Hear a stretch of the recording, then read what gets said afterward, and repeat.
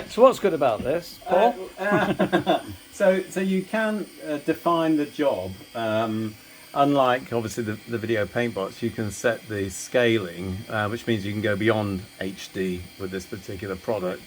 The other thing that was interesting is it has full CMYK.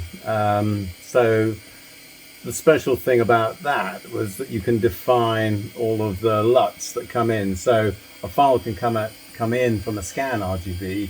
It can be converted on the fly to CMYK, which you can define through a series of very sophisticated print controls, but we'll have a look at that in a minute. So it's got the same kind of library as all paintboxes.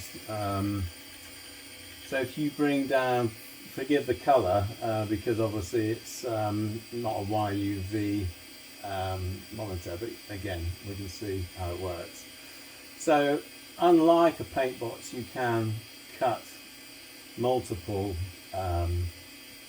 cutouts. Oh, so you literally got actual layers, like loads and loads of layers. And again, the when I moved on to video, the last thing they were working on was an ability to use the library to read, so you could, like Photoshop, bring back all of the files. Because again, the legacy of Paintbox for graphic paintboxes, you had to finish the job, and of course, as we all know, the client changes their mind, and then you have to rebuild the whole thing. Once you've got multiple cutouts, so remember, I'm trying to remember how this works after how many years. no pressure.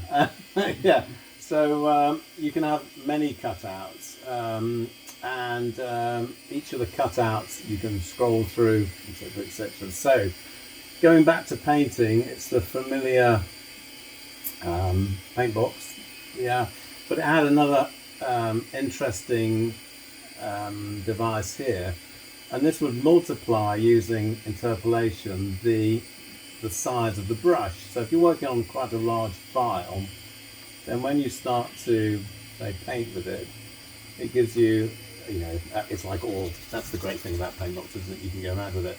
A bit of a delay on this one, never used to do that.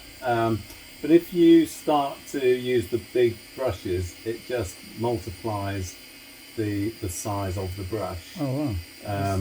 To get over the fact that you're working maybe on a 90 megabyte file, so because you need to paint. The other things which are interesting is in the colour. Obviously, I had this lovely. I think Video Paintbox had this, the from and to. So you could go from one colour, and you could pick up, another colour, and it would, fix, where it was. I don't know if that was on the old Paintbox. Obviously, hue, cast, all of these controls. It had photo effects, was a new thing. I haven't put the LUTs in yet. Photo effects, a bit like Photoshop, it gave you all sorts of opportunities to do special effects. But the interesting thing here was this ability to go into curves. So because you've got this link between CMYK and RGB, you can literally, just like in Photoshop, you can define, the curves and, bring in a small gamma change, etc.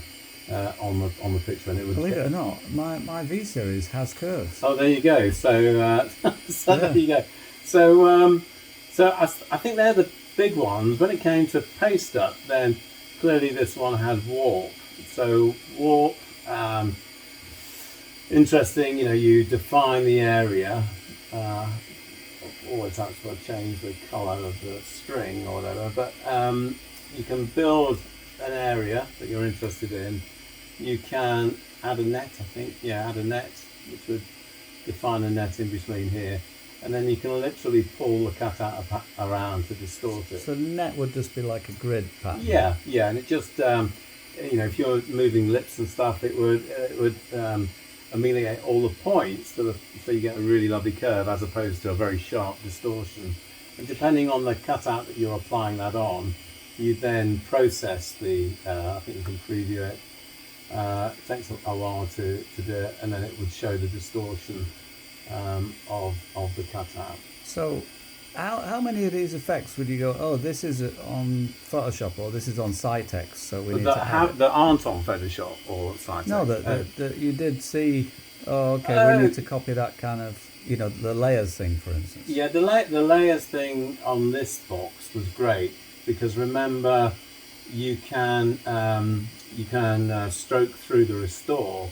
So if I can bring in from the library, see if this will do it again. I don't know if it's going to perform well, but we'll bring in. I don't know what that was, but we'll bring it in. So we've got this obviously with its mask. And then you just keep going because you've got many on. You just go to the library again and fetch.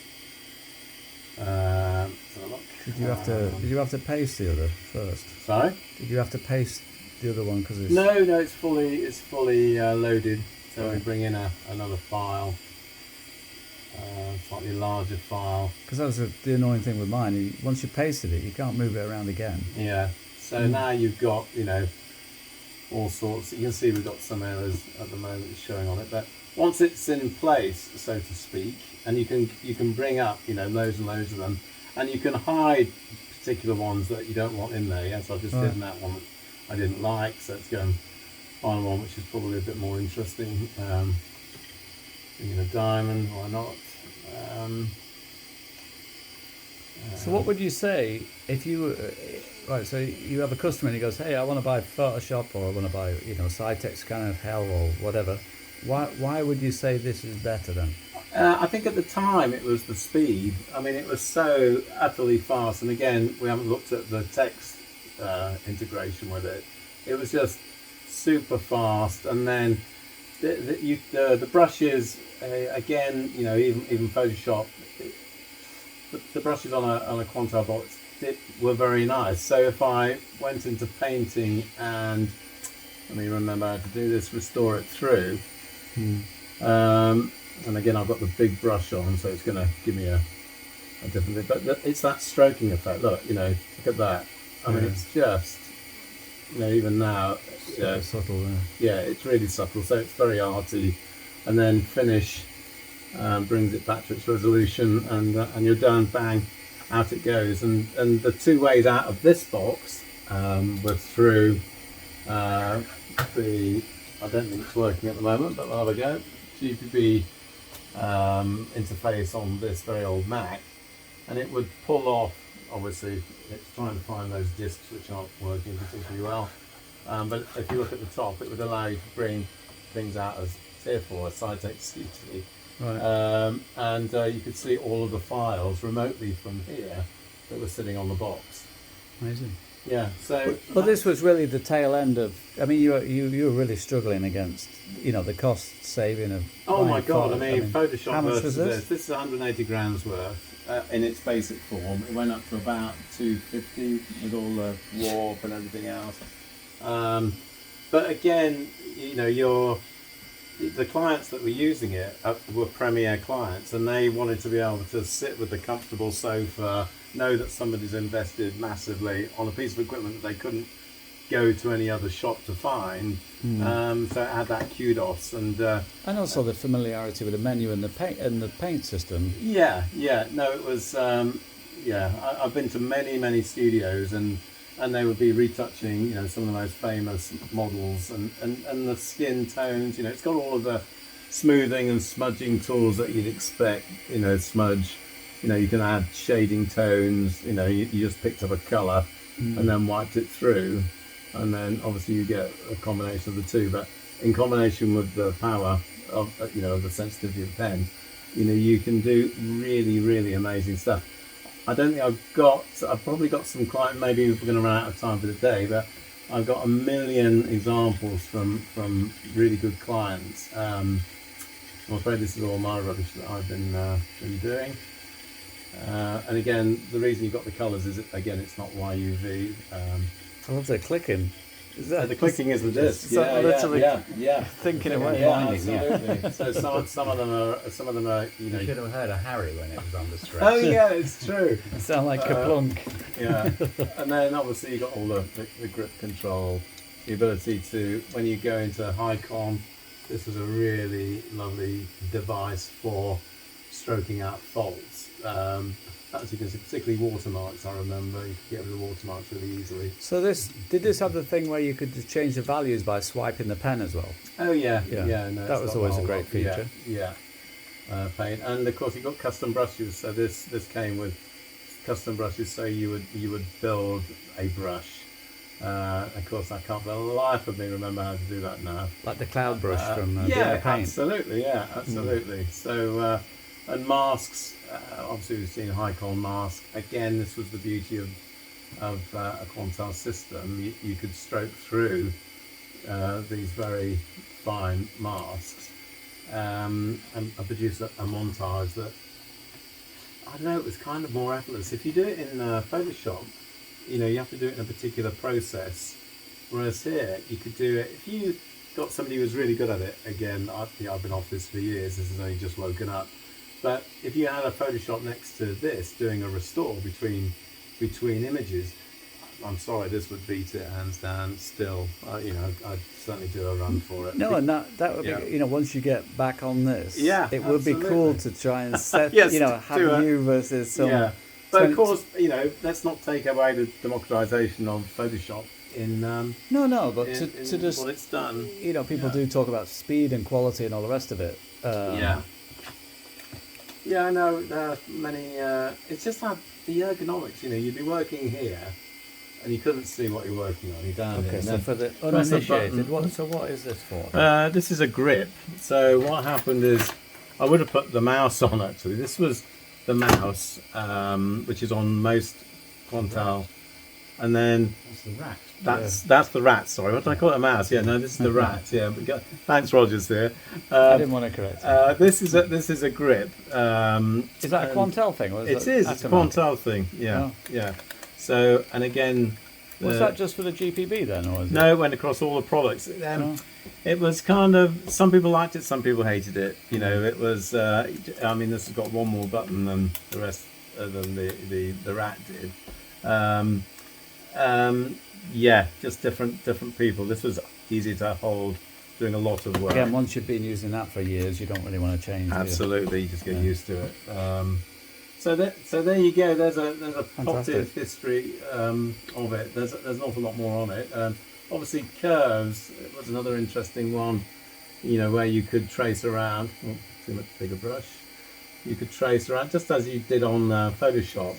So if you're going around this, but again, it's very. I'm working at the wrong resolution, but it was very. The curves seem to follow easily. So you could go around a shape very quickly, cut it out, and move on. And again, this is a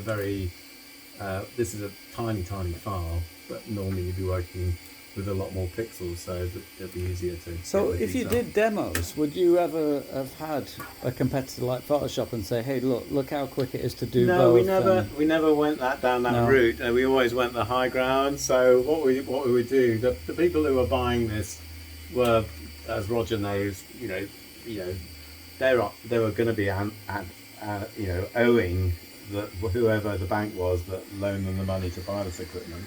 So they obviously were charging top dollar, and they were making the pitch themselves that this isn't Photoshop I'm working on. You have a deadline for a magazine, it needs to go out in 2 hours, you might as well use a Quantel. And this coincided with the birth of digital photography, right? So people in the mid-90s will be at a football match and... Absolutely, that's so, not so much even in my time, but the great thing about having the interface is you could pull it directly into the graphic Paintbox, or you could attach a scanner, and because it's SCSI, it's very fast, so you'd be working on one thing as it was drawing in another file. And again, Quantel did have the technology to have a lot of automated stations pulling lots and lots of files into PageMaker in the days when it was slow to use high resolution. Fantastic. Right. Thank you. Okay, it's a pleasure. So we have to do the other thing that's linked with Quantel, which is go to the pub. Yay!